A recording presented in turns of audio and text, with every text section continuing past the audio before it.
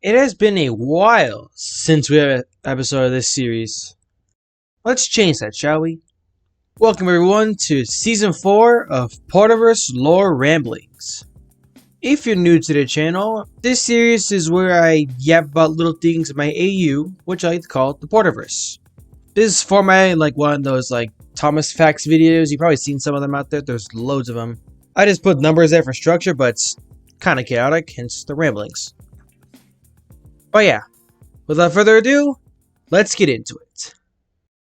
Number 1. Dart is the works engine at Crovan's Gate Locomotive Works. I'm not sure if I stated this before, but I just wanted to cement this as canon here. He works closely with his partner Den, who is the standard gauge station pilot at Crovan's Gate Station, which is a stone toss away from the works.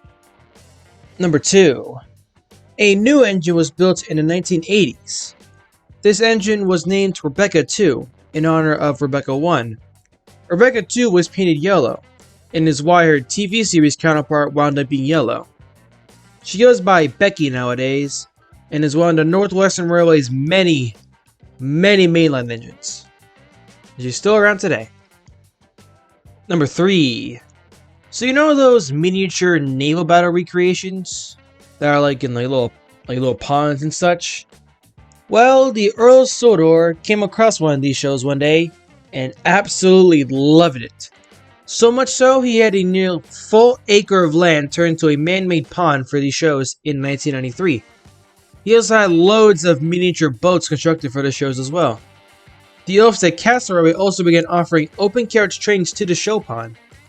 These services are hauled by the narrow gauge engines of the railway, so engines like Duke, Millie, Sinclair, and others. The mini battle shows are incredibly popular and are still held regularly today, with many more ships being planned and built for the future. Number 4. Wild Express Studios, the largest film studio in Sodor, also has the TV division known as Commuter Train Television. Commuter Train Television makes mostly animated projects. The most successful show of theirs was an animated series that served as a follow-up to the in-universe movie Mr. Conductor and the Magic Railroad. The show ran from 2001 to 2010 for 8 seasons. It was basically if Magic Railroad did the fusion dance with a good 20 or so different shonen animes. It followed Mr. Conductor and Junior as they battled Diesel 10 alongside other Magic engines in a Body Cup style adventure. In 2021, Commuter Train TV released a 20th anniversary box set with full remastered episodes for Blu-ray and DVD. Number 5. The tandem rotor helicopter was Harold's successor following his retirement. Construction began on them a year before Harold was planned to retire. Harold's last day in service ended with a crazy rescue and him giving his blessing to the new guy to continue working in his place. The tandem rotor helicopter, known as Alistair, is still in service today, out and about, pulling off the craziest of rescues. Number 6. This isn't really a fact per se, but just something I wanted to clear up. The Transformers characters, which I'm making models of recently, they don't exist in the Porterverse. I've been getting a few questions regarding this since I made a bunch of models of them and I'm making more right now. The models are just for fun. They're just doing their own thing pretty much, so yeah. Rest assured I am going to make many more Transformers characters, just so you wait. Number 7. Carly is the main crane of Nafford Harbor. She was bought in 2014 and placed at the main shipping dock. She was eventually painted yellow in 2015 and still wears yellow to this very day.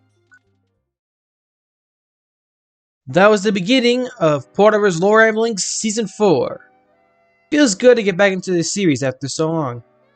Although episodes will be pretty spaced out from here on out, as I don't want to overdo the lore and timeline, as this can lead to too many constraints in writing stories later on.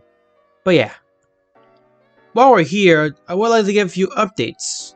Rosie's model is almost done as of recording this, and shows a model of Centurion from the IDW Transformers comics.